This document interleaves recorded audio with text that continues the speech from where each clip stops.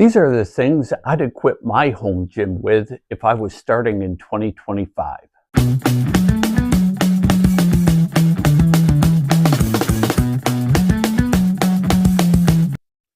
Hi folks, welcome to the channel. It's Tom with Friskified Fitness. And as you can tell behind me, shelving units. I'm in my basement. And that's because this is where my home gym is.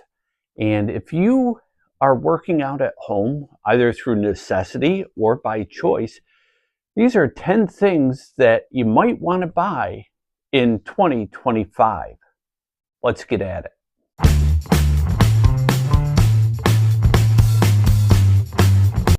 Free weights, of course, they're the standard. Most of us started off with free weights, probably some weights that our dad had back in the day that he just kept around, hoping that he'd have sons so they could achieve what he didn't and he could live vicariously through them. And wait, I think I made a breakthrough. Despite the fact that free weights are not as cheap as they used to be back before the pandemic, they are still a great value because they last forever. And you can do many things with just the weights themselves, even if you don't have a barbell or a dumbbell, which we'll talk about in just a little bit. You can actually perform a variety of exercises using just the plates.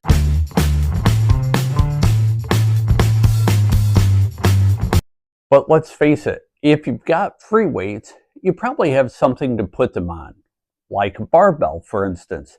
Now, a barbell is a fantastic piece of equipment, and you can get by with a barbell and free weights. The problem comes in is that the standard Olympic barbell is about 7 feet, and you need to be cognizant of that if the space that you're building your home gym in is not big enough.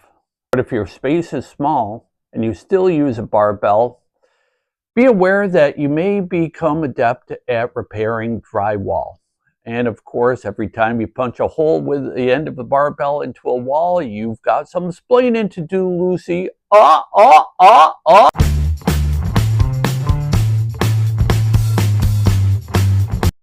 Dumbbells.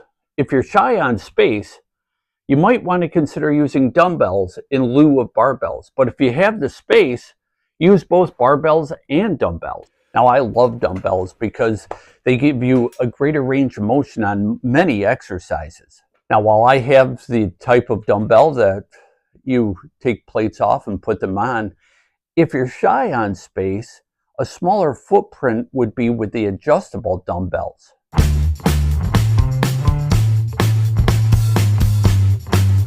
Yoga blocks are inexpensive, portable, they don't take up much space, and they're more versatile than you think.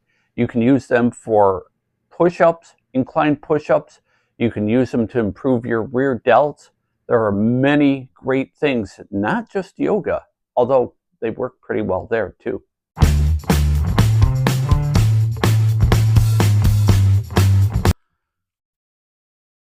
Yoga mats.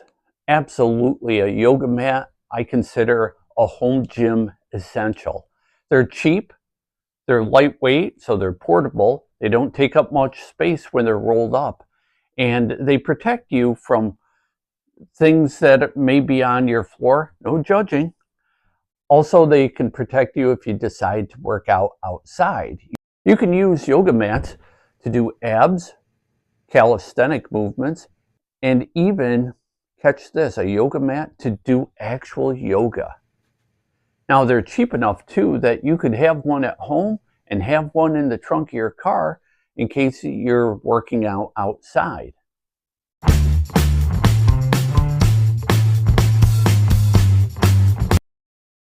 If you've got a home gym, you need one of these big ass balls.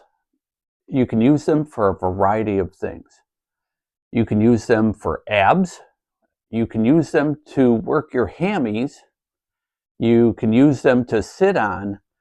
They're wildly versatile. Now, they are cheap and also they're highly portable. In fact, you could just pick up and carry or bounce them from room to room.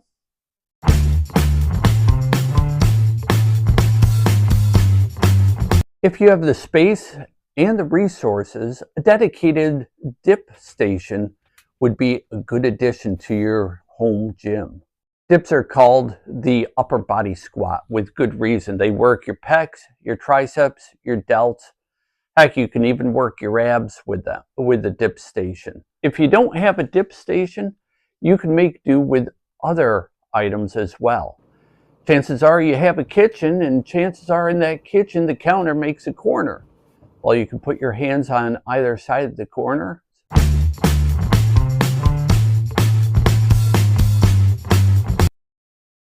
Now, if you've got free weights and a barbell and or dumbbells, chances are you're going to need something to set yourself on to do the workout.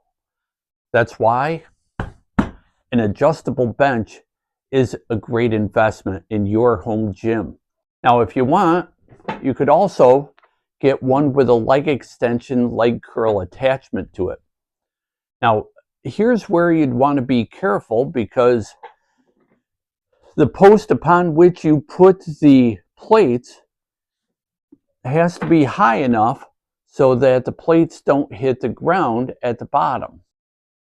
Now, shop around and you'll find great deals on some adjustable benches, but do your research. Don't just take the cheapest one, because if it's the cheapest one, it's cheap for a reason.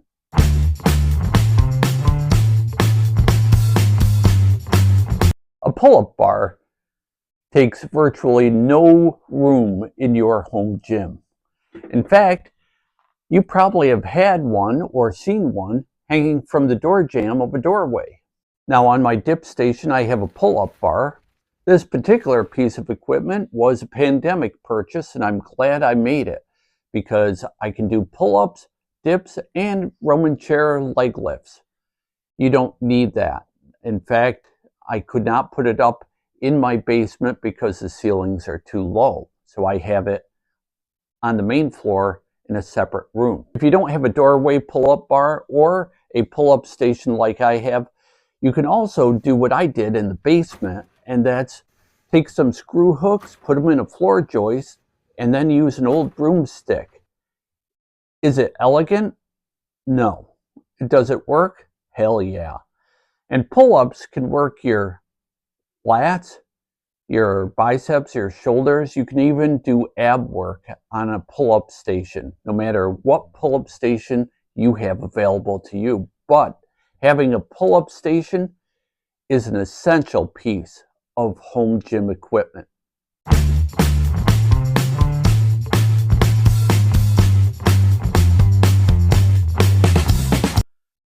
Yeah, I love resistance bands. In fact, I've made a number of videos talking about the benefits of resistance bands. They're portable, they're light, and depending on what brand you get, they're relatively inexpensive. Now, the buyer beware. The cheap bands may be cheap, but they may also snap. They may not be as durable. The more expensive ones at the high end will be highly durable, but not so cheap. So are the cheap bands cheap enough to keep replacing? That's for you to make the call. You crunch the numbers and decide what works best for you. But with resistance bands, your options for resistance workouts are almost endless. You can use them for most major exercise. And if you have very little space to work out at home, resistance bands will probably be the best way for you to go. Couple things: if you have resistance bands for your home gym, you'll want something that you can anchor them from. Now, the door anchor is a usual piece of equipment, and it works very well. Now, in the basement, I have various posts, support posts, plumbing pipes that are actually secure enough for me to use. You can also secure your resistance bands from your pull-up station, but if you have nothing to anchor them from, they're still a great way to catch a workout. You can use your own body to anchor them, and with a little bit of practice, you'll be able to figure out which band to use for what exercise and where to grab the band when you start.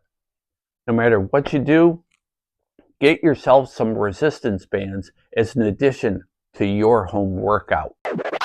So those are the 10 things that I would purchase for a home gym if I was starting in 2025. Do you have any additions that you would buy for a home gym? Let me know in the comments below. And while you're there, give me a like. And if you haven't done so, subscribe. Appreciate that. It helps out the channel quite a bit. My name's Tom. This is Friskified Fitness. We'll see you next time.